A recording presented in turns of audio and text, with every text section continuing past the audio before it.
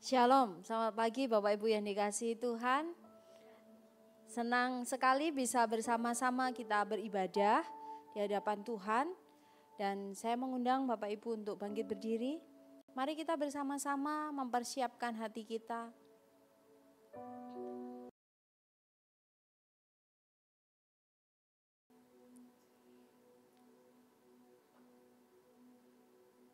Tuhan, ini kami, orang-orang berdosa yang Tuhan beri anugerah untuk kami boleh menikmati persekutuan dengan Tuhan. Syukur kami naikkan di hadapan-Mu Tuhan, hingga pagi hari ini kami dapat bersama-sama beribadah. Kiranya Engkau yang menolong kami, mempersembahkan pujian dari hati kami di hadapan Tuhan. Dan kami boleh dibentuk oleh kebenaran firman-Mu yang bersama-sama kami dengarkan pagi hari ini. Kiranya Engkau Allah, Bapa, Allah Putra, dan Allah Roh Kudus yang terus memimpin dan menguasai ibadah kami pada pagi hari ini. Dan kiranya ibadah kami memuliakan Engkau. Amin. Silakan duduk kembali.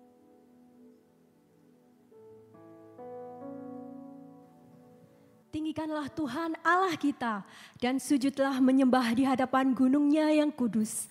Sebab kuduslah Tuhan Allah kita.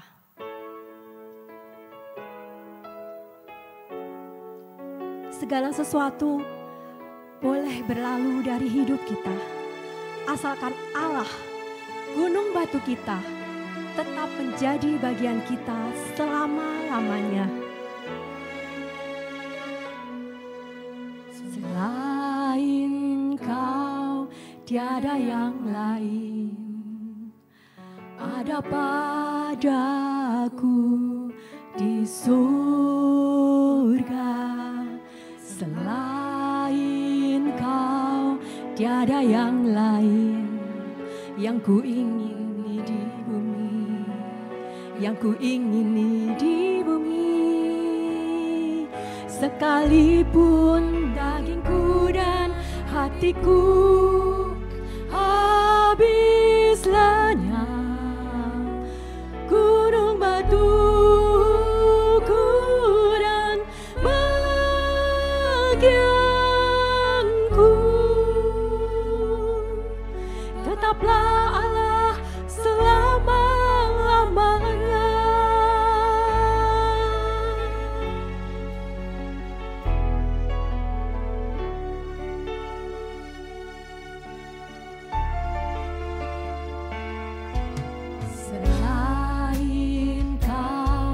Tiada yang lain, ada padaku di surga. Selain Kau tiada yang lain, yang ku ingini di bumi, yang ku ingini di bumi.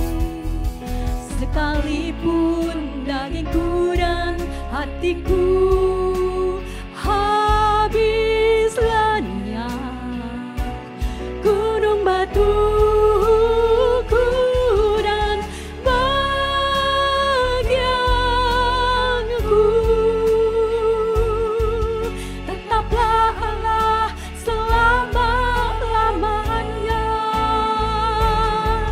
Sekalipun batinku dan hatiku habis lenyap, gunung batuku dan bagianku, tetaplah Allah selama-lamanya.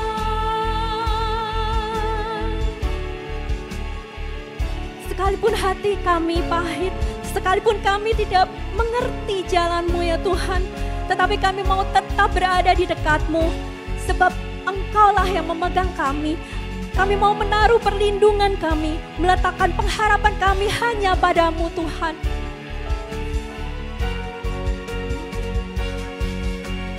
Sekalipun dagingku dan hatiku habis lenyap. Gunung batu ukuran bagianku, tetaplah Allah selama-lamanya. Tetaplah Allah selama-lamanya. Tetaplah Allah selama-lamanya. Allah selama-lamanya.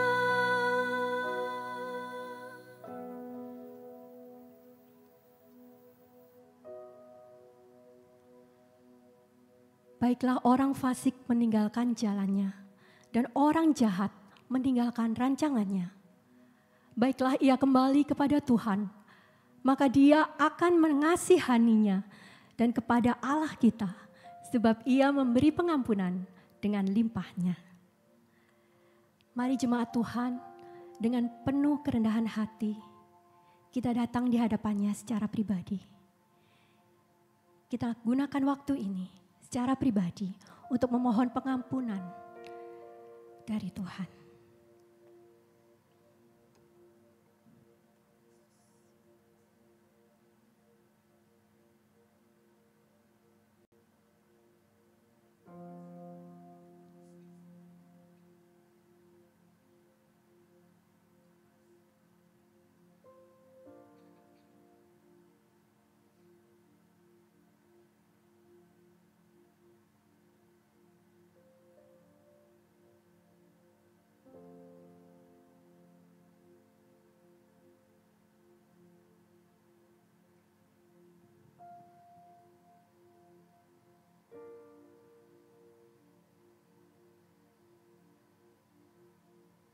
Tuhan, saat ini kami datang merendahkan diri kami di hadapan-Mu, memberanikan diri kami, Tuhan.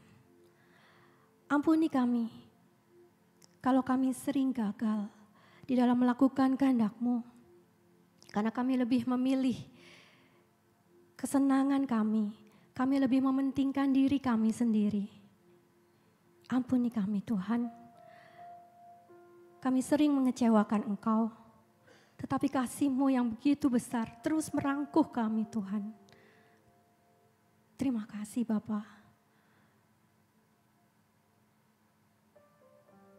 Layakkan kami Tuhan pagi hari ini untuk boleh datang beribadah kepada-Mu. Menyerahkan hati kami, pikiran kami hanya kepada-Mu. Dan biarlah hanya Engkau yang menjadi satu-satunya kerinduan kami.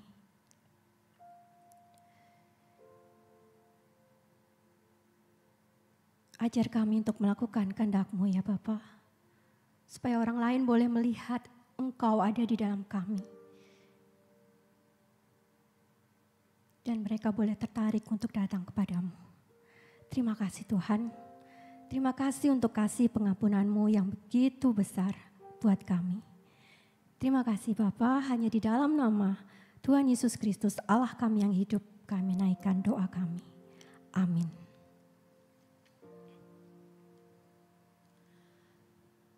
Karena kita ini buatan Allah, diciptakan dalam Kristus Yesus untuk melakukan pekerjaan baik yang dipersiapkan Allah sebelumnya.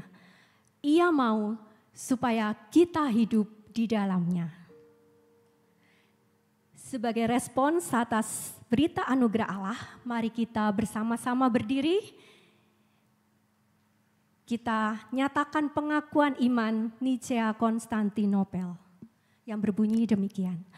Aku percaya kepada satu Allah, Bapa yang Maha Kuasa, pencipta langit dan bumi, dan segala yang kelihatan dan yang tidak kelihatan, dan kepada satu Tuhan, Yesus Kristus, satu-satunya anak Allah yang diperanakan dari Bapa sebelum alam semesta, Allah dari Allah, terang dari terang, Allah yang sejati dari Allah yang sejati, sehakikat dengan Sang Bapa, oleh siapa segala sesuatu dicipta, yang untuk kita manusia dan untuk keselamatan kita telah turun dari sorga dan diinkarnasikan oleh Roh Kudus dari anak darah Maria, dan dijadikan manusia.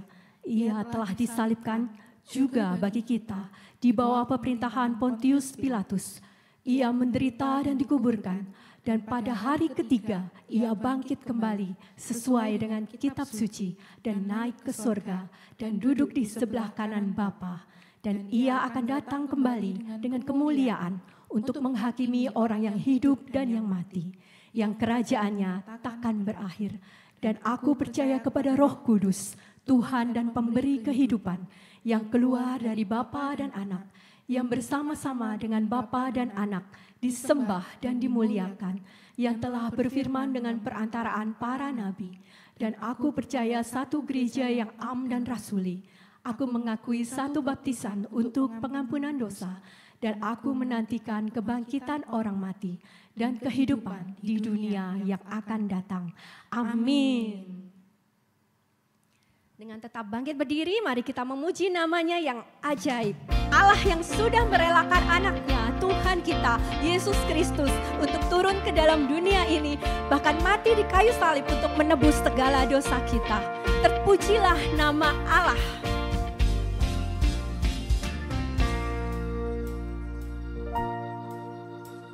Terpujilah nama Allah di tempat yang tinggi, yang utus Yesus ke dunia menebus manusia.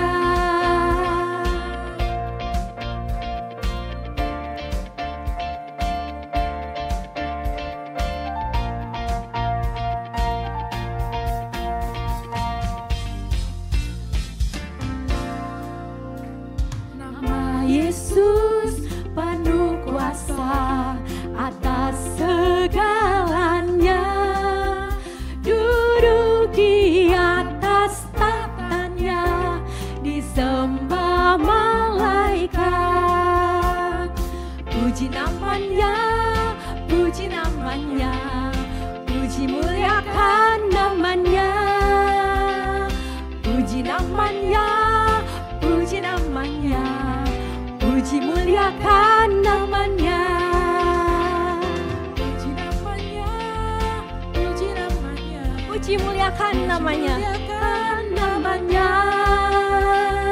Puji namanya, puji namanya, puji muliakan namanya.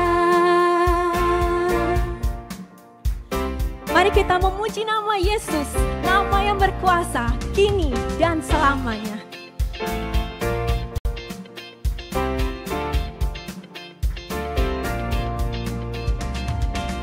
Oh, puji nama Yesus, nama yang berkuasa, dulu, sekarang, selamanya.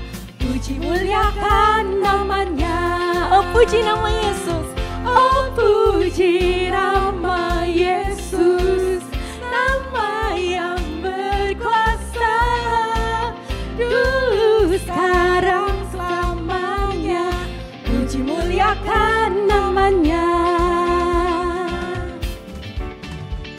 Nama Yesus sangat ajaib, dialah Raja damai yang meminta segala bangsa sampai selamanya. Puji namanya, puji namanya, puji namanya, puji muliakan namanya. Puji namanya, puji namanya, puji muliakan namanya. Puji namanya, puji namanya, puji muliakan namanya. Puji namanya, puji namanya, puji muliakan namanya. Puji muliakan namanya. Terpujilah Tuhan dan Raja kita. Hanya Dialah satu-satunya yang dapat kita andalkan. Karena Kristuslah satu-satunya Allah sumber kekuatan kita yang dapat memampukan setiap kita untuk menghadapi dan melalui segala proses kehidupan kita.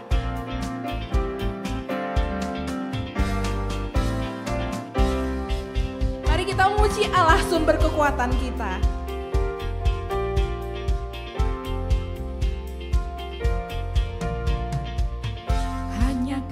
Milikku di surga, tiada yang ku ingini di bumi, hanya Kau. Tak ku andalkan kekuatanku, namun yang pasti Kau tetap selamanya sumber kuatku, Allah sumber kuatku, Allah sumber kuatku dan bagianku selamanya, selamanya.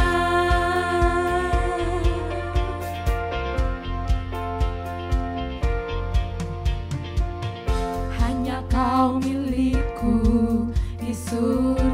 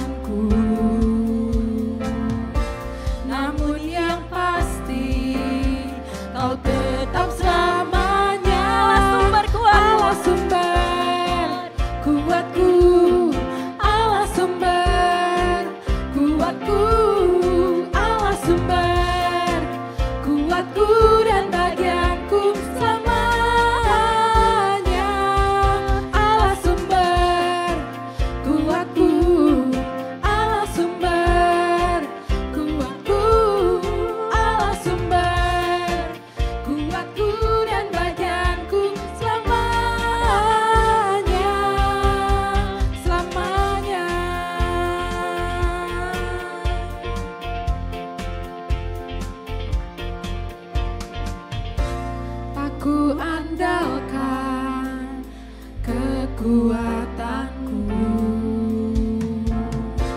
namun yang pasti Kau tetap selamanya Allah sumber kuatku, Allah sumber kuatku, Allah sumber kuatku dan bagianku selamanya.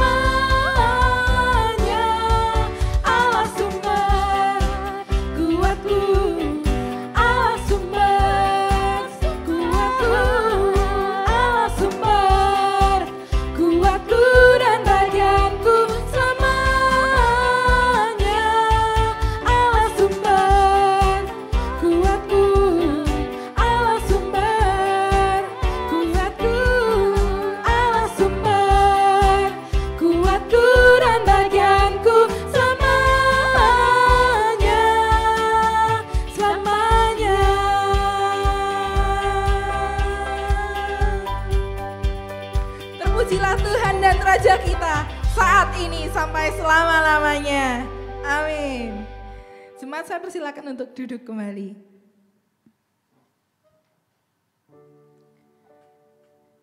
Jemaat yang terkasih, tidak ada yang dapat kita andalkan di dunia ini selain Kristus yang sudah memberikan segala-galanya bagi kita. Pengharapan kita hanya ada di dalam Dia. Kalau kita masih bisa berdiri sampai saat ini, itu juga karena Dia. Sukacita, kebenaran dan kebebasan yang kita miliki, semuanya dari Dia. Ia sudah memulihkan dan mengubahkan hidup setiap kita. Biarlah kita bertekad untuk mau mengiring Dia di setiap nafas hidup kita.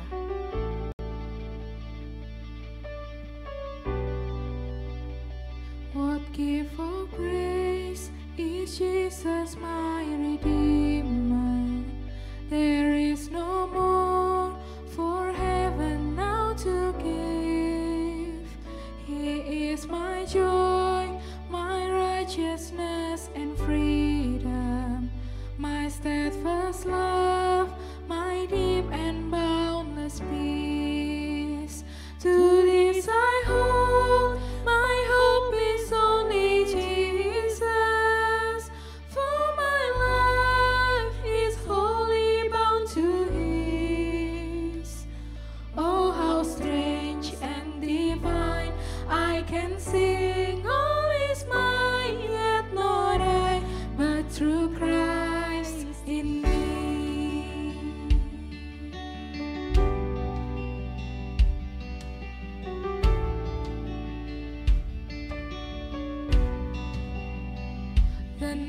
night is dark, but I am not forsaken. For by my side, the Savior, He will stay. I labor on in weakness and rejoicing, for in my need His power is displayed. To this I hope, my Shepherd will defend me. Through the deepest valley He will lead. Oh, the night has been won, and I shall overcome. Yet not I, but through Christ in me.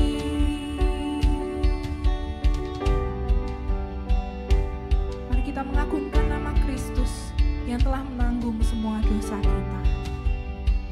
Di dalam Dia yang tanggung semua dosaku, Yesus yang pegang hari esokku, darahnya yang tercurah ampuniku, Dia bangkit untuk mengalahkan maut. Ku percaya Dia kalahkan dosaku sekarang dan untuk selamanya. Oh, betapa heran ku telah dibebaskan karena Dia Kristus dalamku. Mari jemaat Tuhan kita bersama-sama berdiri. Kita nyatakan kerinduan kita untuk bisa terus beserta dengan Yesus. Setiap nafasku, ku mau serta Yesus. Janjinya yang membuatku teguh. Setiap hari kasih-Nya pulihkanku. Sampai nanti ku dipanggil pulang. Harapanku hanyalah pada Yesus. Kemuliaan hanya padanya. Saat usai nanti, ku kan terus bernyanyi karena Dia Kristus dalamku. Harapanku hanyalah pada Yesus. Kemuliaan hanya padanya. Saat usai nanti, ku kan terus bernyanyi karena Dia Kristus dalamku.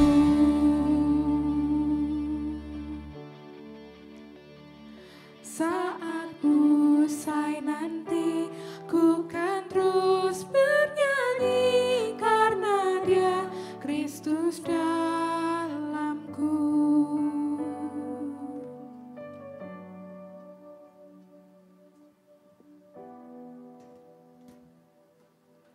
Sungguh Engkau harapan kami Tuhan. Dan kami bersyukur Engkau menebus kami, menjadikan kami milik-Mu. Sehingga kami bisa berkata, tiada yang kami miliki di surga maupun di bumi selain Engkau. Sehingga ketika kami usai nanti Tuhan, kami boleh tetap bernyanyi, memuji Engkau, karena Engkau ada di dalam kami. Terima kasih Tuhan untuk hari ini. Terima kasih untuk waktu di mana kami dapat memuji Engkau. Terima kasih untuk waktu di mana kami akan bersama-sama kembali merenungkan firman-Mu. Sungguh ibadah kami hari ini adalah anugerah Tuhan di dalam kehidupan kami. Terima kasih Tuhan, tolong kami, setiap kami yang lemah ini, terbatas dan penuh dengan keberdosaan.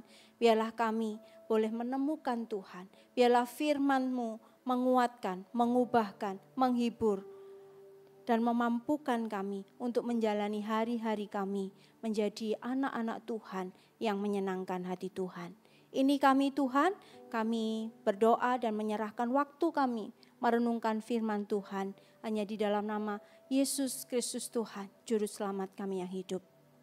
Amin. Silakan duduk Bapak Ibu yang dikasihi Tuhan. Senang berjumpa dengan Bapak Ibu sekalian dan saya senang ketemu dengan pengkhotbah sekali lagi. 3 bulan berturut-turut saya berjumpa dengan pengkhotbah, dengan Kohelet. Tadi seusai KU1 ada sebuah pertanyaan yang menarik. Ada pertanyaan, saya kenal Ko Jeffrey, saya kenal Ko Isa, tapi siapa Kohelet itu gitu ya. Nah karena kita hari ini ketemu dengan Kohelet atau pengkhotbah dan kita sampai di pengkhotbah pasal yang kedua, ayat yang ke-12 sampai dengan ayat yang ke-17. Bapak Ibu yang dikasihi Tuhan, ini adalah sebuah perjalanan yang panjang dari Kohelet ketika mencari makna hidup. Ketika Kohelet harus mencari apa sih arti kehidupan ini, karena dia mendapati bahwa hidup di dunia ini, hidup di bawah matahari, kata Kohelet, adalah sebuah kesia-siaan. Nah, hari ini kita akan belajar, kalau kita mengingat kembali beberapa waktu yang lalu, bagaimana Kohelet mengalami atau melakukan sebuah perjalanan mencari makna hidup. Yang pertama, di awal di pasal yang pertama, kita belajar bahwa Kohelet memahami makna hidup itu dengan memakai hikmatnya.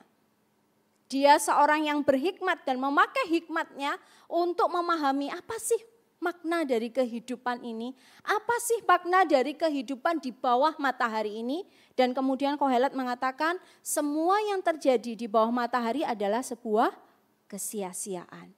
Tidak berhenti di situ saja perjalanan Kohelet atau pergumulan Kohelet. Kohelet di pasal yang kedua, bagian awal, bagaimana Kohelet ingin memahami makna hidup dengan cara apa? Dia tidak hanya menggunakan hikmat, tetapi dia menambah hikmat, menambah pengetahuannya, menambah pemahamannya tentang kehidupan. Dan di akhir perjalanannya dia mengatakan ini pun sia-sia. Di pasal yang kedua di bagian awal, sebelum ayat yang ke-12, kita melihat bulan lalu bagaimana ketika Kohelet sudah dengan hikmat, menambah hikmat, di ekstrim yang sebelah kanan ya boleh saya bilang, semua sia-sia. Enggak ada sesuatu yang menjawab pertanyaan atau pergumulan Kohelet. Kemudian Kohelet berpindah ke sisi yang lain. Sisinya apa? Yaitu Kohelet melakukan kebodohan. Dia sengaja hidup di dalam kemabukan anggur. Dia dengan sengaja memakai prestasinya atau pencapaiannya. Dia juga dengan sengaja melakukan banyak hal, pesta pora atau mengadakan pesta. Untuk apa? Untuk mencari makna hidup itu seperti apa. Bahkan dia mengumpulkan kekayaan. Untuk apa? Memahami apa sih makna kehidupan di bawah matahari ini. Setelah di ekstrim yang kanan dengan hikmat dan menambah hikmat, dia mengakui kehidupan di bawah matahari, kesibukannya adalah kesia-siaan.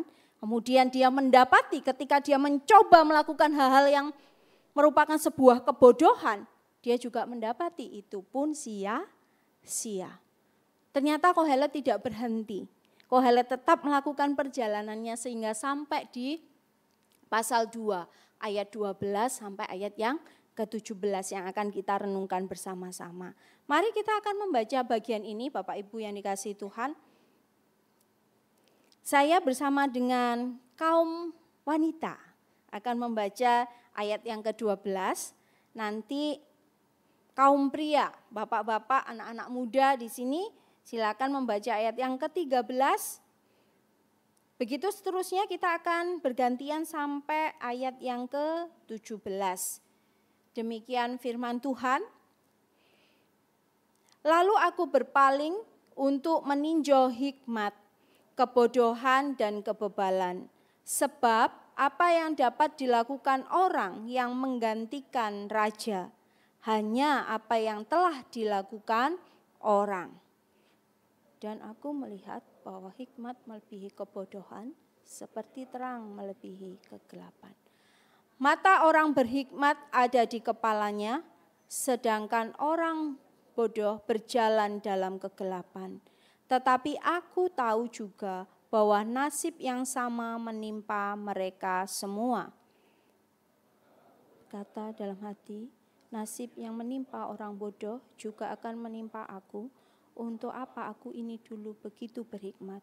Lalu aku berkata dalam hati bahwa ini pun sia-sia. Karena tidak ada kenang-kenangan yang kekal dari orang yang berhikmat maupun dari orang yang bodoh. Sebab pada hari-hari yang akan datang kesemuanya sudah lama dilupakan. Dan orang yang berhikmat mati juga seperti orang yang bodoh. Oleh sebab itu aku membenci hikmat karena aku menganggap usaha apa yang dilakukan di bawah. Sebab segala sesuatu adalah kesia-siaan dan usaha menjaring angin. Bapak Ibu yang dikasihi Tuhan, di dalam perjalanan ini apa yang dilakukan Kohelet? Kohelet sedang melihat tentang hikmat, kebodohan, apa artinya? Hikmat dan kebodohan, mana yang lebih baik? Mana yang lebih baik antara hikmat dan kebodohan?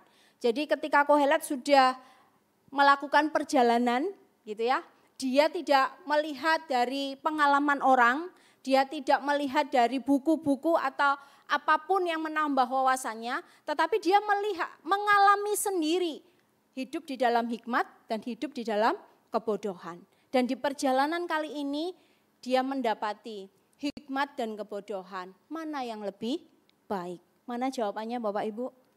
Yang lebih baik adalah hikmat. Itu yang ditemukan oleh Kohelet. Kohelet membandingkan kembali dua pendekatan hidup untuk memberi atau menemukan makna hidup. Yaitu hidup di dalam hikmat atau hidup di dalam kebodohan. Itu terlihat jelas di pasal di ayat yang ke-12 sampai dengan ayat yang ke-13. Kohelet sekali lagi mencoba sendiri. Dia sebagai satu pribadi yang memiliki kapasitas, kekuasaan, kekayaan untuk mencari, untuk mengetahui hikmat itu seperti apa. Dan dia juga punya kapasitas, kekuasaan untuk mencoba hidup di dalam kebodohan. Dan dia menemukan bahwa hikmat itu jauh lebih baik dibandingkan dengan kebodohan. Di dalam perjalanannya, sekali lagi Kohelet melihat bahwa hidup bijak memang itu jauh lebih bermanfaat daripada hidup di dalam kebodohan. Orang bijak bisa melihat konsekuensi atau akibat dari keputusannya. Orang yang bijak juga mampu atau memikirkan, mencari solusi ketika menghadapi sebuah permasalahan. Orang yang bijak tidak hidup serampangan. Bapak Ibu, yang dimaksud hikmat dan bodoh di sini bukan pinter dan pandai ya, tetapi bagaimana bijaksana menghadapi kehidupan. Orang yang memakai hikmatnya mendapatkan keuntungan. Keuntungannya apa? Ketika ada masalah, dia bisa memprediksi, oh di depan ada sesuatu dan ini masalah. Makanya saya harus mencari solusi, mencari strategi, menentukan target. Itu orang yang berhikmat, orang yang bijaksana. Tetapi kehidupan orang yang bodoh, bodoh sekali lagi bukan secara kemampuan kognitif ya, tetapi ketidakbijaksanaannya. Hidup serampangan, hidup sebebas-bebasnya, tanpa memikirkan ini itu. Dan Kohelet melihat bahwa hidup di dalam hikmat, di dalam kebijaksanaan jauh lebih menguntungkan. Namun yang menjadi satu catatan penting Bapak Ibu yang dikasihi Tuhan, Kohelet tetap menempatkan hikmat itu sebagai atau dalam konteks kehidupan manusiawi yang terbatas. dia hanya memikirkan kehidupan di bawah matahari yang terbatas di dalam kefanaan. Bapak Ibu, ketika kita memahami kehidupan ini sebatas dengan hikmat secara duniawi, secara umum yang dipahami oleh orang-orang di luar sana, kita akan mendapati bahwa hikmat itu bersifat relatif. Bagimu penting, bagiku tidak penting. Keputusanmu itu baik untuk kamu, belum tentu baik untuk saya. Pertimbanganmu ini itu adalah hidupmu, situasi kehidupanmu. Tapi aku enggak mengalami situasi seperti kamu. Jadi menjadi sebuah yang relatif. Sehingga akibatnya apa? Kohelet tetap melihat bahwa itu pun sia-sia. Sekalipun di dalam pengakuannya dia melihat atau dia mengakui bahwa hidup di dalam hikmat itu jauh lebih baik.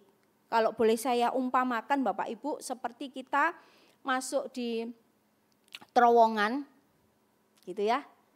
Kira-kira orang yang membawa senter dengan orang yang tidak membawa penerangan apapun, perjalanan di terowongan itu enak yang mana?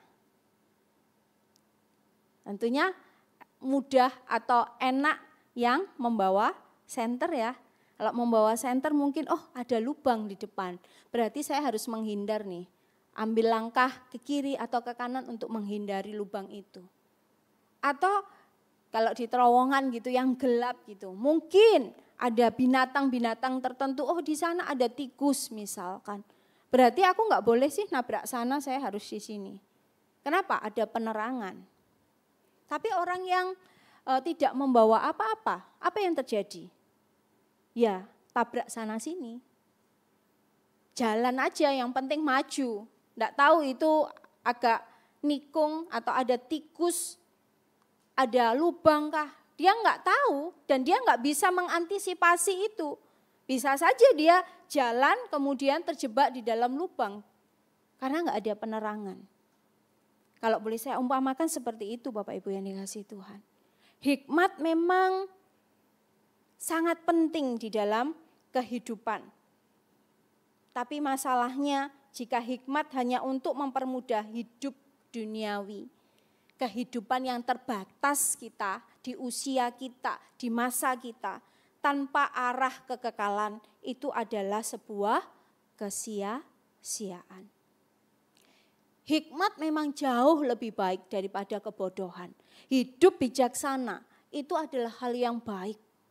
Tetapi jika hikmat, kebijaksanaan itu terbatas pada kehidupan, kepentingan kehidupan duniawi kita, itu adalah sebuah kesia-siaan. Ketika kita hanya memikirkan berhikmat, hanya sebatas usia kita sampai kita mati nanti. Mazmur mengatakan usia kita paling 70-80, selebihnya adalah kesulitan. Kalau kita hanya mikirkan sampai hidupku 100 tahun. Setelah itu apa? Untuk apa? Harus bagaimana? Apa maknanya? Hikmat yang dibatasi pada kepentingan, kenyamanan, kehidupan kita yang terbatas ini, kita akan dapatinya itu adalah sia-sia. Itu adalah sesuatu yang gak ada gunanya. Sesuatu yang tidak menjawab pergumulan kita, tidak menjawab pencarian pengkhotbah, kalau boleh saya katakan, tentang makna hidup yang sejati. Nah, Bapak Ibu yang dikasihi Tuhan, firman Tuhan mengatakan bahwa tetapi apabila kamu ada yang kekurangan hikmat, hendaklah ia memintakannya kepada Allah. Kira-kira ingat enggak itu di kitab apa? Di kitab Yakobus. Yakobus mengatakan, tetapi apabila di antara kamu ada yang kekurangan hikmat, hendaklah ia memintakannya kepada Allah. Hikmat yang di sini yang dimaksud Yakobus bukan hikmat atau kebijaksanaan untuk menata hidup kita, untuk masa depan kita sampai batas waktu sampai kita meninggal. Hikmat yang dimaksudkan Yakobus di sini adalah hikmat Allah, hikmat yang berdampak di dalam kehidupan kekekalan. Kalau kamu kekurangan hikmat, mintalah kepada Allah. Dia yang murah hati itu akan memberikan kepada kita. Pengkhotbah atau Kohelet merasa hikmat yang dia miliki adalah sebuah kesia-siaan. Sekalipun dia paham hidupnya yang berhikmat jauh lebih baik daripada hidupnya yang serampangan, dia melihat itu sia-sia, enggak ada gunanya. Kenapa? Karena itu hanya untuk kenyamanan dia, hanya untuk sebatas kehidupan yang fana ini. Dan dia buat apa?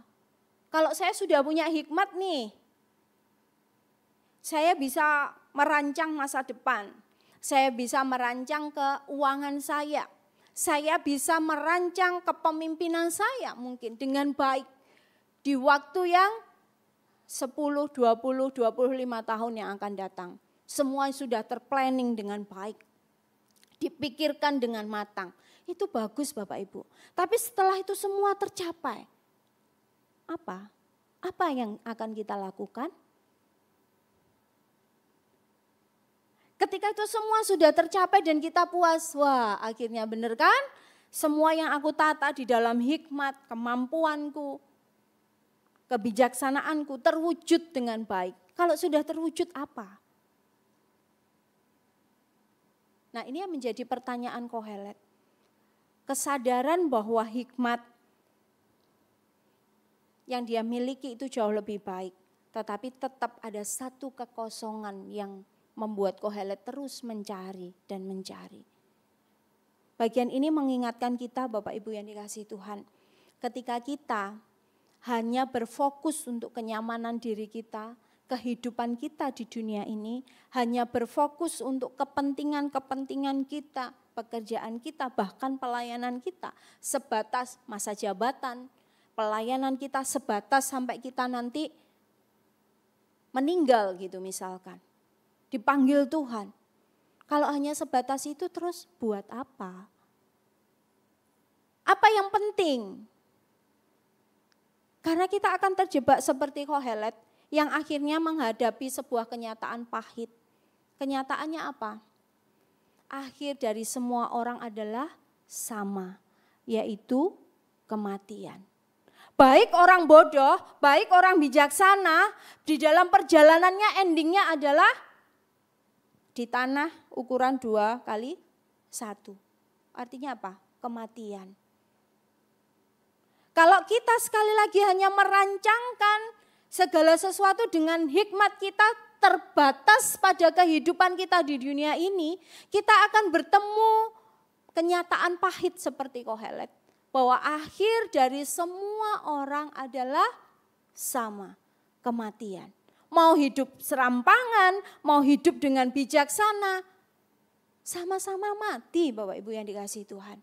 Nah, inilah yang menjadi sebuah kenyataan yang membuat Kohelet akhirnya terus buat apa hikmat yang baik tadi? Buat apa hikmat yang lebih baik daripada kebodohan tadi? Nah, bagian ini Bapak Ibu yang dikasihi Tuhan menjadi sebuah pengingat bagi kita. Kenyataan, apapun situasi, apapun prestasi, apapun kemampuan kita, endingnya kita akan diperhadapkan pada satu fakta yang tidak bisa kita hindari, tidak bisa kita tolak, tidak bisa kita tunda. Kalau sudah itu datang, yaitu kematian. Ketika Kohelet bergumul di dalam bagian ini, Kohelet merasa, itulah hidup, itulah kebodohan dan kebijaksanaan, hikmat dan kebodohan. Bahkan Bapak Ibu yang dikasihi Tuhan, kalau kita lihat kenyataan pahit itu tidak hanya berhenti di ayat 14 yang mengatakan bahwa orang bodoh dan orang berhikmat sama-sama berjumpa dengan kematian. Bukan hanya itu, bahkan di ayat yang ke-16 dia melihat satu fakta lagi yang menjadi satu kenyataan pahit, yaitu tidak ada kenangan yang kekal bagi orang bijak maupun orang bodoh. baik engkau bijaksana, baik engkau bodoh, pada akhirnya tidak hanya mati, tapi juga dilupakan. Seberapa dari kita yang masih ingat jasa kakek buyut kita? Ada yang ingat? Kalau kakek kita mungkin masih ingat ya, punya kenangan gitu. Tapi kakek buyut kita masih ingat? Sudah jangan masih ingat, masih tahu namanya? Atau masih tahu nasihatnya? Ingat nasihatnya? Mungkin, oh enggak berjumpa kok. Apalagi yang enggak berjumpa, masih ingatkah? Kayak anak saya enggak punya pengalaman bersama kakeknya. Kenapa? Karena waktu dia lahir papa saya sudah enggak ada. Meskipun papa saya meninggalkan dalam tanda kutip warisan gitu ya. Warisannya bukan harta benda ya Bapak Ibu ya dikasih Tuhan, nasihat. Itu berhenti di saya saja.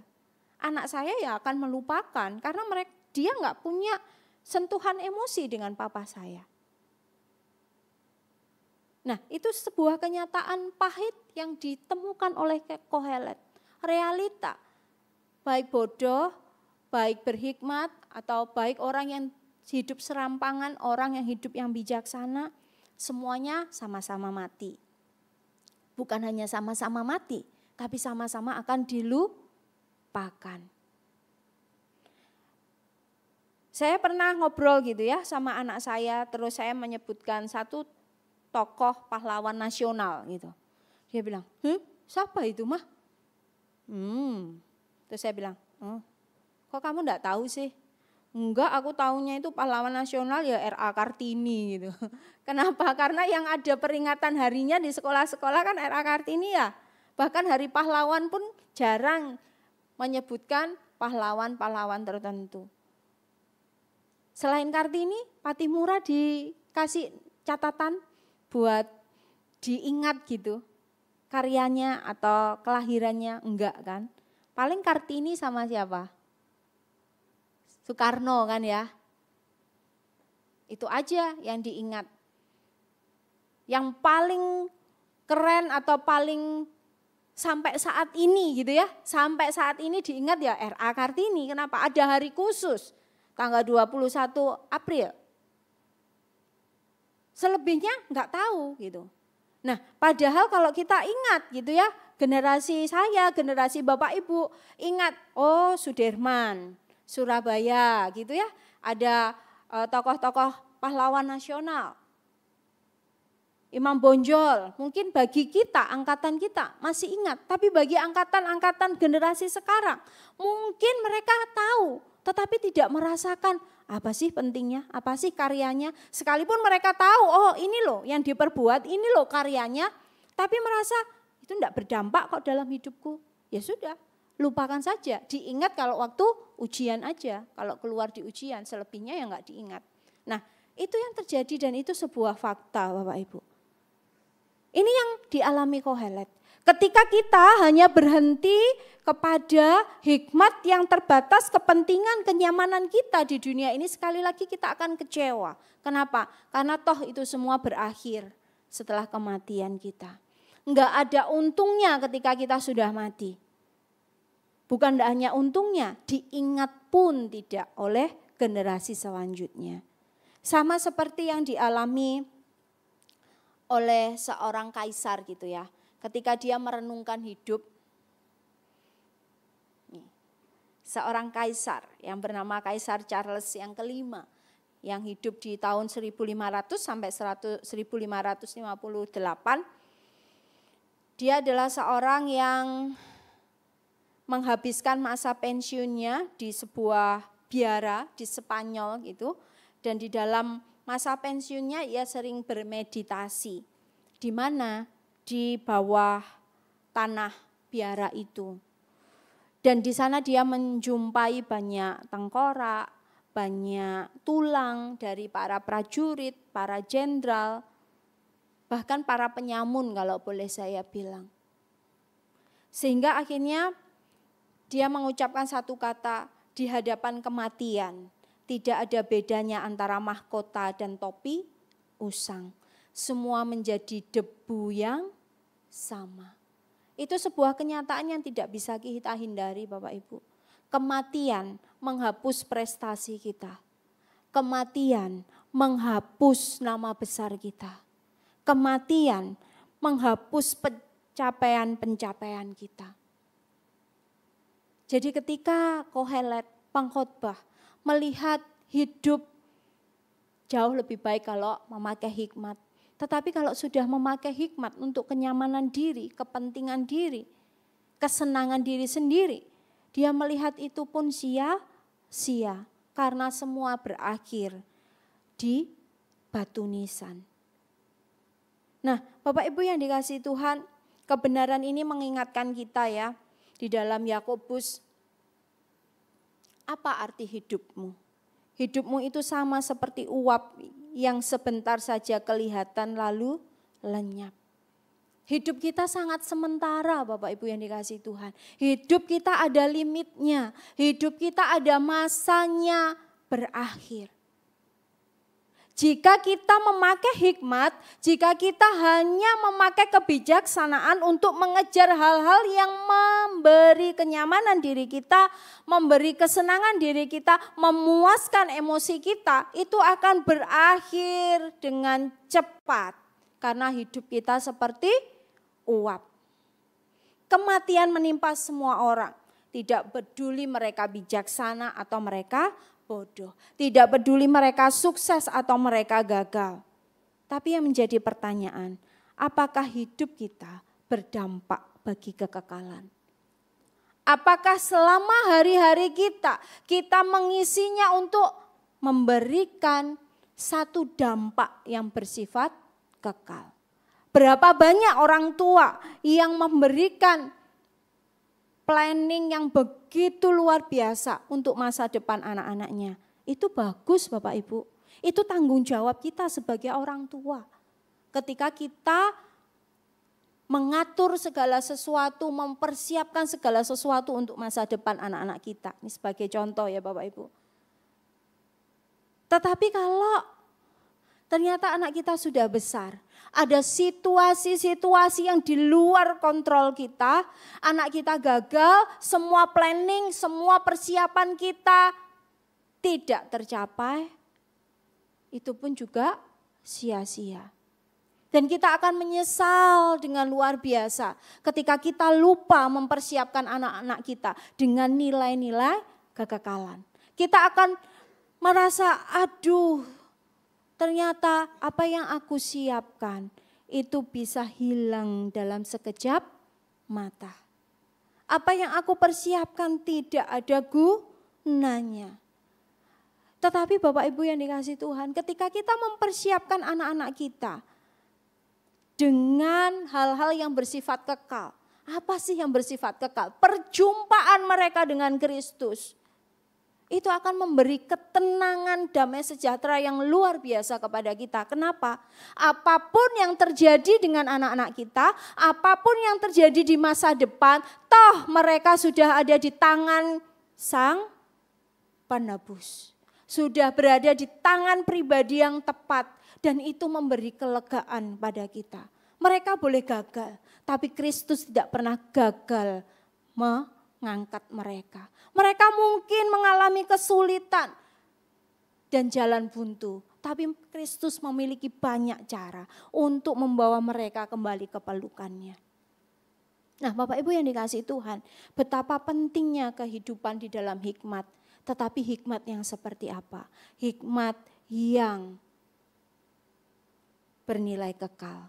Hikmat segala kebijaksanaan yang berpengaruh di dalam kehidupan kekekalan.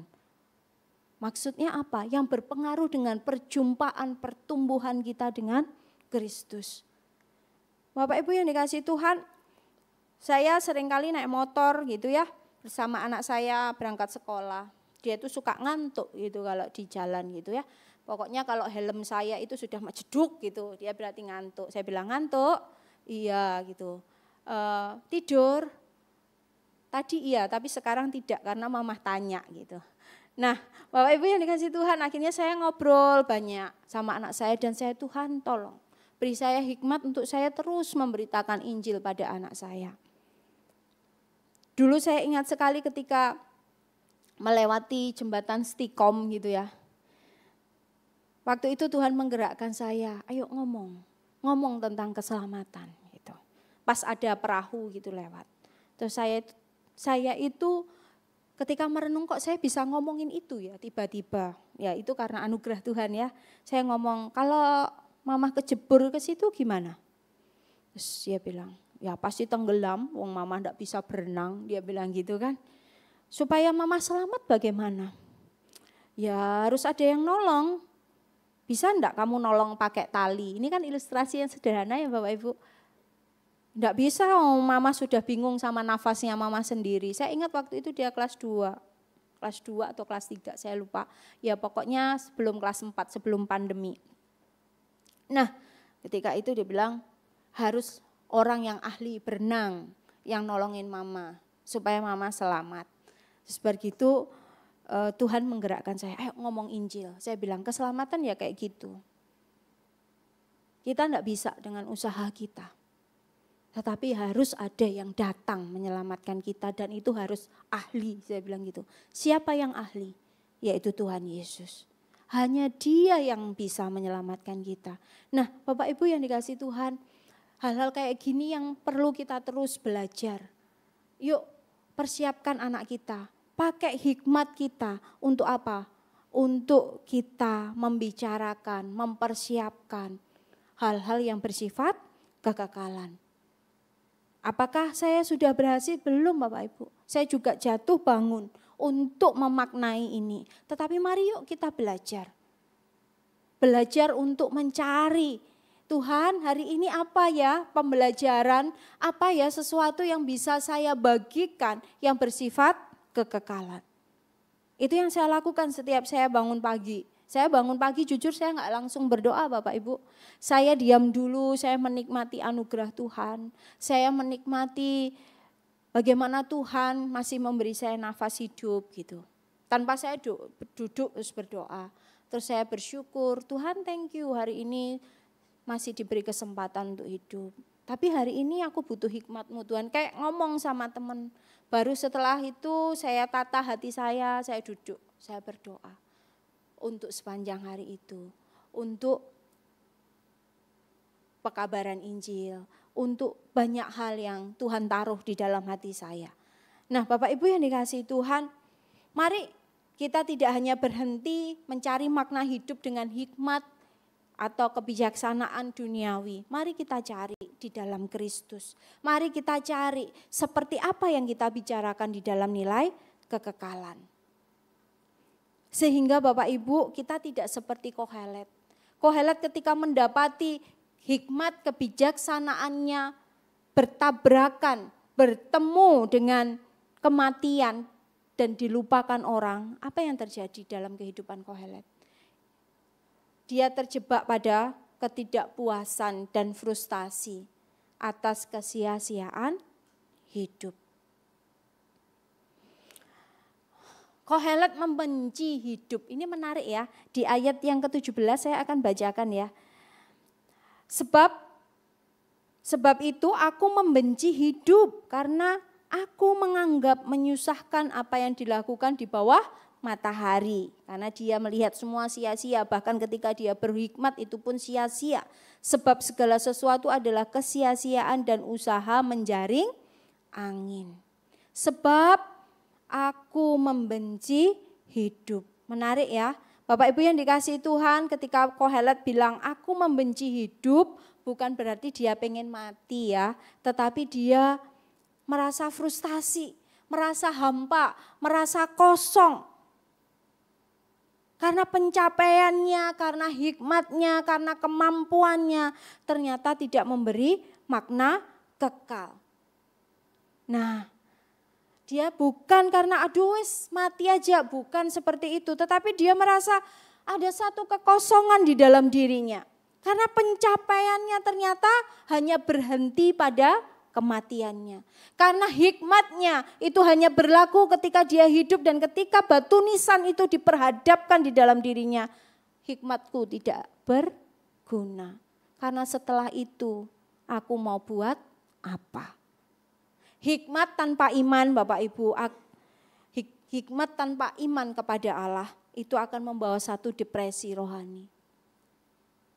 Hikmat tanpa iman itu akan membawa satu kehidupan yang mengalami depresi rohani. Berapa banyak orang menjadi apatis Bapak Ibu. Merasa, buat apa bercita-cita, toh nanti kita mati. Buat apa jaga hidup sehat, toh nanti kita sama-sama mati. Tuh buktinya mereka yang jaga kesehatan dengan mereka yang hidup serampangan. Toh sama-sama juga berakhir di sebuah makam. Berapa banyak orang yang berpikir seperti itu. Buat apa belajar begitu keras, toh nantinya kamu belum tentu menjadi orang sukses. Buat apa kamu melakukan ini itu, toh kehidupan juga tidak bisa ditebak. Berapa banyak orang jadi apatis. Berapa banyak juga mereka bersikap tidak bermoral. Buat apa saya jaga moral, paling juga sama-sama mengalami kematian. Kenapa? Karena mereka hanya mendasarkan hikmat, pengetahuan, kehidupan itu berakhir di kematian. Mereka lupa ada kehidupan setelah kematian. Bapak Ibu yang dikasihi Tuhan, sebuah kesadaran bahwa hidup ini sia-sia mendorong kita seharusnya untuk apa? Untuk keluar dari mempercayakan diri kita, tetapi berbalik kepada anugerah Allah. Kesadaran akan kesia-siaan akan mendorong kita untuk keluar dari apa? Dari kepercayaan pada diri sendiri, kemampuan sendiri, hikmat kita sendiri menuju kebergantungan kita kepada Allah. Seperti halnya Bapak Ibu yang dikasihi Tuhan, seorang yang membangun rumah ya, megah di atas pasir. Wah, indah, menyenangkan. Kayak anak-anak bikin istana itu menyenangkan kan, istana pasir. Tapi sekali ombak datang itu pasti hancur. Itu ibarat orang yang tidak memakai hikmatnya untuk hal-hal atau bermakna kekekalan. Selesai ketika ada sesuatu yang tidak bisa kita hentikan atau kita kontrol. Salah satunya kematian. Bapak Ibu yang dikasihi Tuhan, frustasi itu menjadi sinyal bagi kita bahwa kita perlu bergantung kepada Tuhan. Frustasi, putus asa menjadi sinyal bagi kita bahwa kita tidak bisa mengandalkan hikmat dunia untuk menjalani hari-hari kita. Kenapa? Karena kita butuh Kristus. Sehingga seperti 2 ayat ini Bapak Ibu. Apa gunanya seseorang memperoleh seluruh dunia tetapi kehilangan nyawanya? Segala sesuatu kuanggap rugi karena pengenalan akan Kristus Yesus. Buat apa semua pencapaian, buat apa semua keberhasilan, buat apa semua kehebatan kalau itu di luar Kristus. Toh kita akan kehilangan nyawa. Nyawa di sini yang bermaksud kehidupan kekekalan. Dan ketika kita memahami betapa berharganya Kristus, kita akan seperti Paulus mengatakan semuanya rugi. Pencapaian, nama besar, pengakuan dari masyarakat, semua tidak ada artinya. Kenapa? Karena Kristus jauh lebih penting, jauh lebih berharga di dalam kehidupan Paulus. Bapak Ibu yang dikasihi Tuhan, memilih untuk hidup bagi Kristus berarti kita sepenuhnya setuju dengan Kohelet. Bahwa hikmat dan kebodohan adalah kesia-siaan. Hikmat di luar Kristus adalah kesia-siaan. Ini seperti angle foto ya Bapak Ibu. Tadi pagi saya juga cerita gitu. Saya kalau di foto selalu ada pesan Bapak Ibu bagi yang fotografernya. Pesannya apa? Awas ya kalau enggak kelihatan kurus ya, saya bilang gitu. Nah, 2 orang yang berbeda kalau angle-nya tidak pas Bapak Ibu, ya saya seperti apa adanya ini gitu ya. Padahal ini kenyataan, terus saya bilang kok gemukan, padahal kenyataannya kan. Tapi kalau pas gitu, aku kurus, padahal itu adalah kenyataan palsu. Kebanggaan yang sementara gitu. Bapak Ibu yang dikasih Tuhan, mari kita juga melihat kehidupan itu dari angle yang berbeda. Angle-nya siapa? Angle-nya Allah. Dari sudut yang berbeda. Supaya apa? Kehidupan kita merasa lega, merasa nyaman, merasa tidak frustasi. Kenapa? Karena melihat semuanya itu dari versinya Tuhan yang bersifat kekekalan. Seperti yang saya bilang tadi. Ketika kita melihat masa depan bangsa kita, mungkin kita tidak tahu. Masa depan anak kita tidak tahu. Melihat sebuah kenyataan, apa yang kita bayangkan ternyata anakku tidak seperti itu misalkan. Kita akan tetap tenang, kita akan tetap lega. Kenapa? Sekali lagi mereka di dalam Kristus. Kalau kita lihat angle-nya itu dari sudutnya Allah. Atau kita melihat angle-nya hidup kita itu dari cara pandangnya Allah. Itu akan menenangkan hati kita. Kenapa?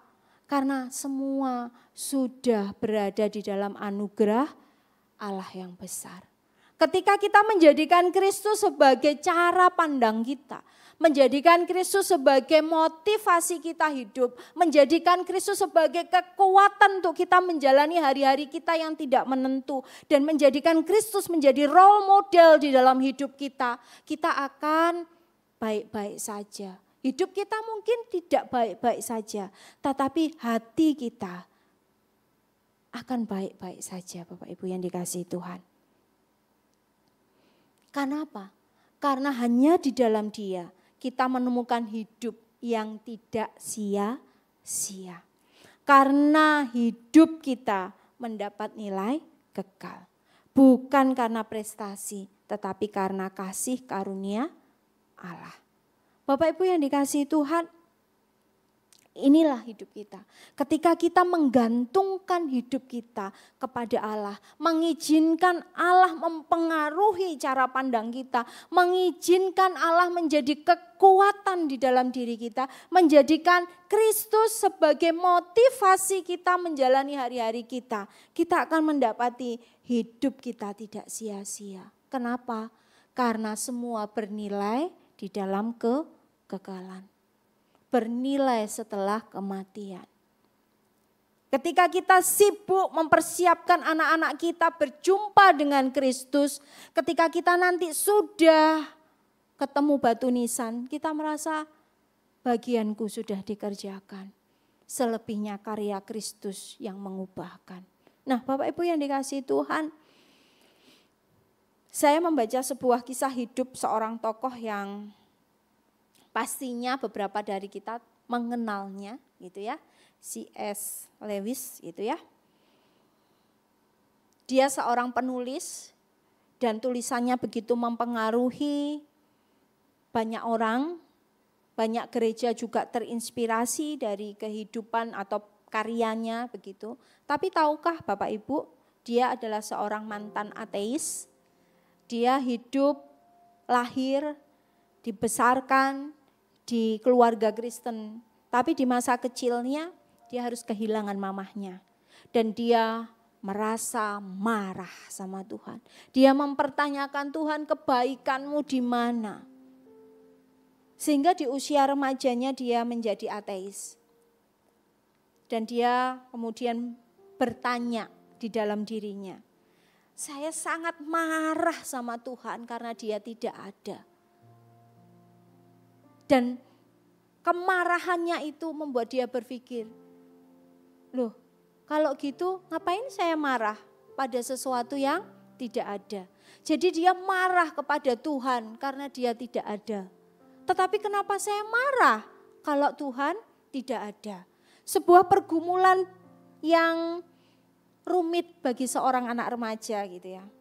Tetapi di dalam pergumulannya dia berjumpa dengan Kristus.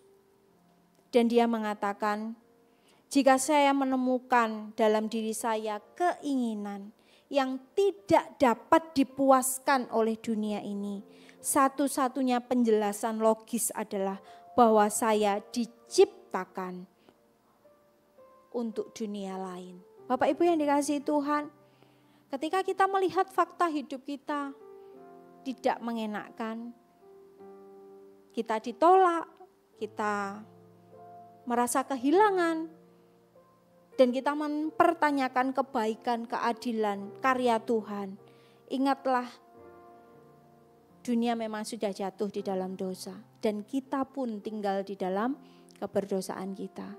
Tetapi anugerah Allah mengangkat kita sehingga kita bisa mengatakan bahwa kita memang diciptakan bukan menjadi milik dunia ini, tetapi milik Kristus yang menerangi dunia ini.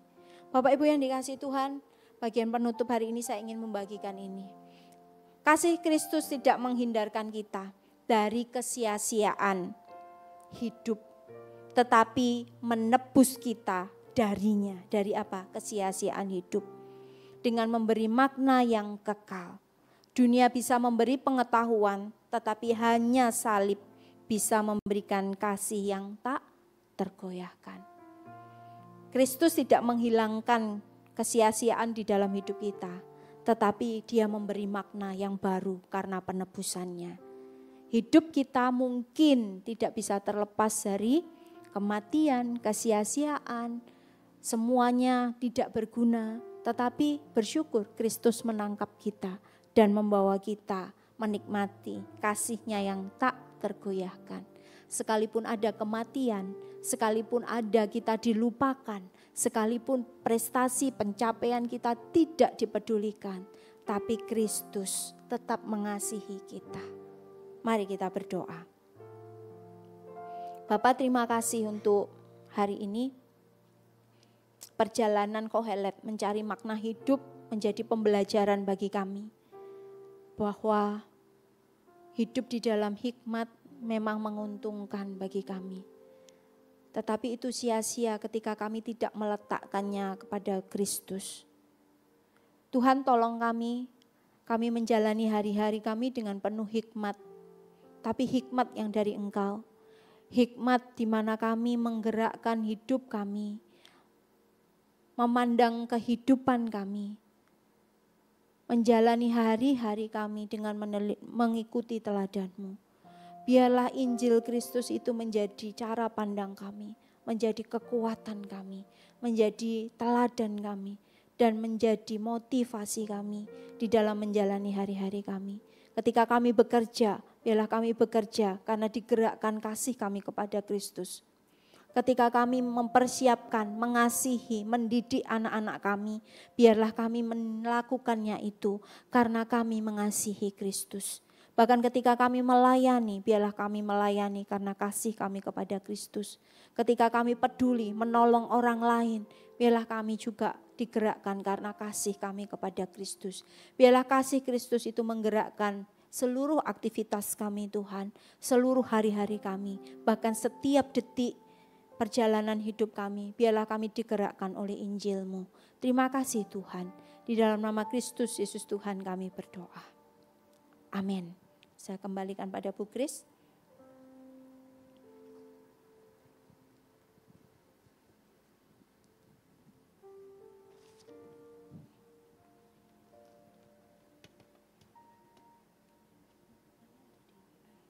Dengan rela hati, aku akan mempersembahkan korban kepadamu.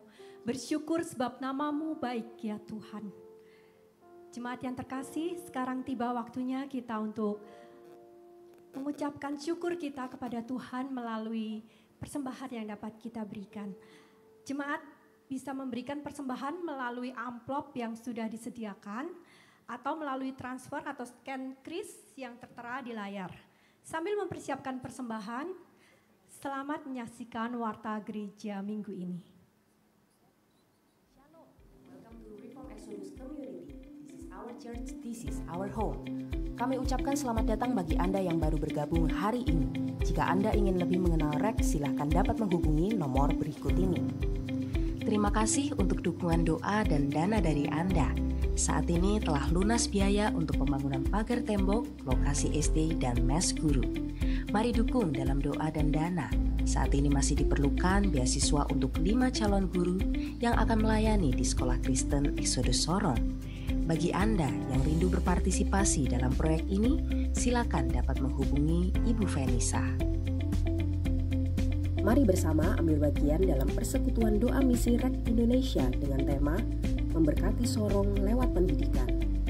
Acara ini akan dilaksanakan secara online via Zoom pada Kamis 22 Mei 2025 pukul 7 sampai 20.30. Mari daftarkan diri Anda melalui QR yang tersedia. Mengundang seluruh jemaat untuk hadir dalam ibadah kenaikan Yesus Kristus. Ibadah akan dilayani oleh Pendeta Yakub Trihandoko pada Kamis 29 Mei di REK Galaxy Mall pukul 10.30 dan 1 siang. Demikianlah informasi untuk minggu ini. Tetap semangat, God bless you, see you next week. Bapak Ibu yang dikasihi Tuhan, ada beberapa hal yang perlu saya tegaskan. Yang pertama, ini minggu kedua, dan minggu kedua biasanya di REK Nginden ada doa bersama selesai ibadah.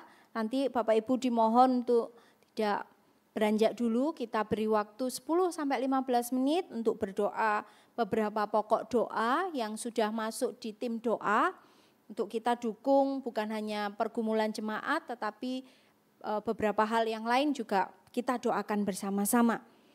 Yang kedua, untuk MSK, selamat ya, sudah masuk ke sesi 9. Tinggal sedikit lagi, tetap semangat bagi Bapak Ibu yang ikut MSK selesai KU2.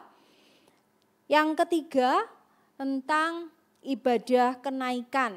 Ibadah kenaikan akan diadakan di REK GM pada tanggal 29 ya.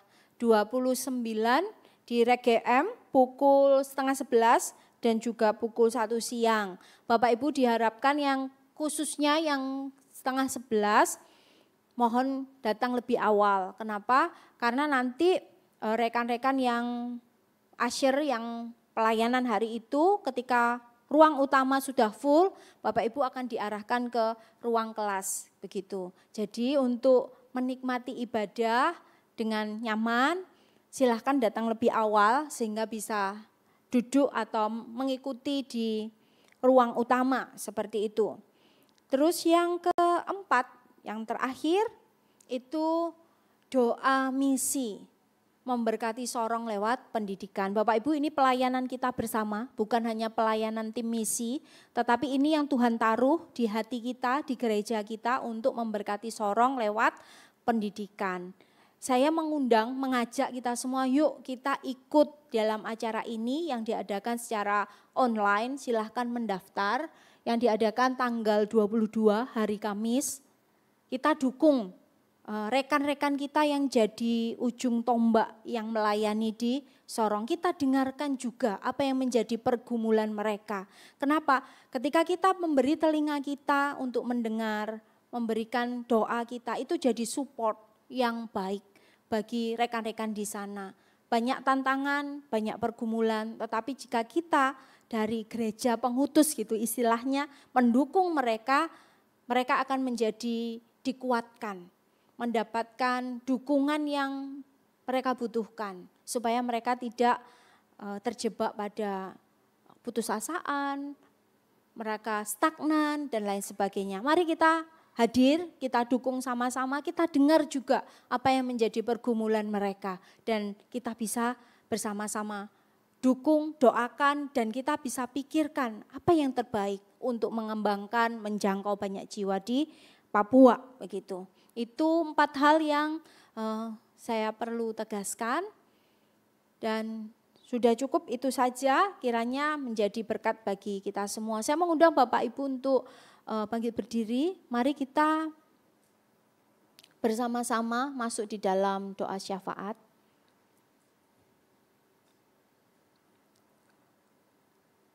Tuhan, terima kasih untuk hari ini. Kami bersyukur untuk penyertaan Tuhan, berkat Tuhan, kasih Tuhan yang menggerakkan kami untuk kami boleh memberi persembahan.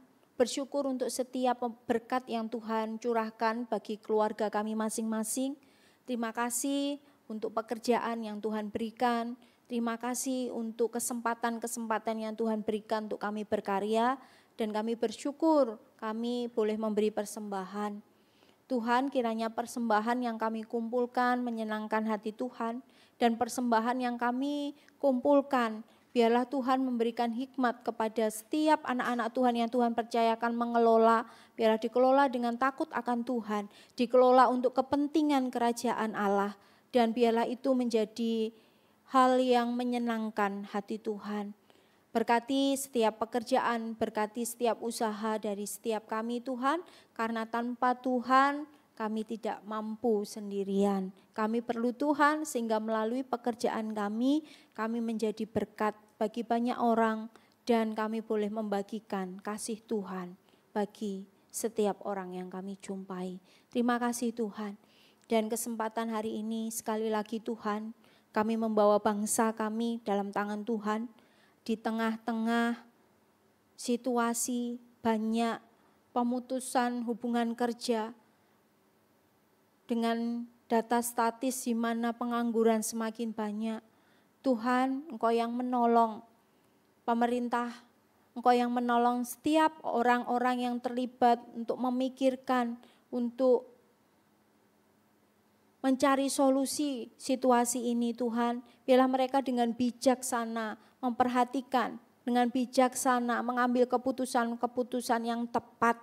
Sehingga Tuhan pelaku ekonomi juga Tuhan tolong menghadapi situasi yang tidak gampang. Tapi biarlah hikmat Tuhan yang menolong mereka untuk mengambil kebijakan-kebijakan yang tepat. Bagi setiap orang yang saat ini mungkin bergumul dengan pekerjaan mereka karena diputuskan hubungan kerjanya, Tuhan Kau juga yang menolong, memberi hikmat, memberikan mereka kreativitas untuk mereka juga berusaha, melakukan apa yang Tuhan percayakan. Terima kasih Tuhan, terima kasih. Kami percaya Engkau tetap mengasihi bangsa kami karena Engkau masih berkenan mendengarkan doa kami. Tuhan, kami juga teringat untuk sekolah yang ada di Sorong, pembukaan SMP, tahun ajaran sebentar lagi, semua masih di dalam proses untuk perizinan, proses pembangunan, proses rekrutmen guru. Tuhan, berikan hikmat pada tim misi yang sedang mengupayakan, sedang berjuang. Kiranya Engkau yang mempertemukan rekan-rekan kami tim misi dengan orang-orang yang tepat, orang-orang yang punya hati untuk melayani di Sorong. Tuhan, Engkau yang memberkati proses demi proses yang dilewati, biarlah Tuhan membawa kami untuk terus mengandalkan Tuhan, karena ini pekerjaan Tuhan. Kami percaya Tuhan tidak pernah membiarkan kami sendirian. Terima kasih Tuhan, terima kasih. Kami menyerahkan untuk calon siswa-siswi yang sudah Tuhan percayakan, biarlah Engkau juga yang menolong pertumbuhan mereka di usia remaja mereka. Terima kasih Tuhan, inilah doa kami, biarlah segala kemuliaan hanya bagi Tuhan. Dalam nama Tuhan Yesus kami berdoa. Amin.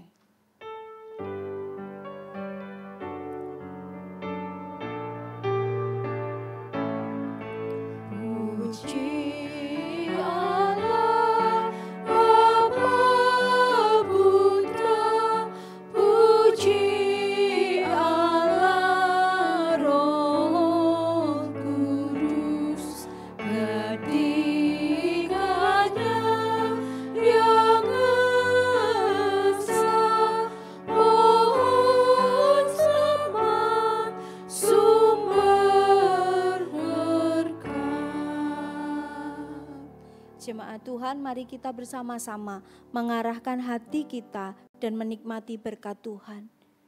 Kiranya kasih, cinta yang Tuhan berikan di dalam Allah Bapa selalu menyertai kita.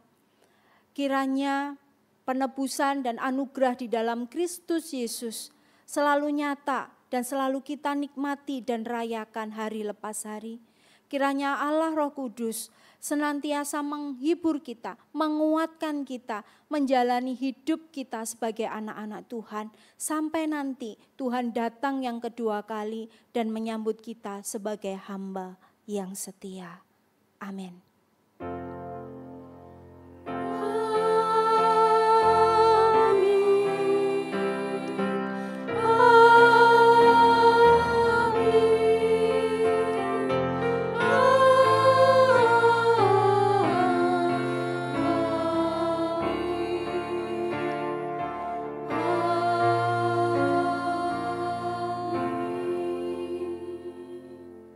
silakan duduk, silakan mengambil waktu teduh. Waktu selanjutnya saya serahkan pada tim doa.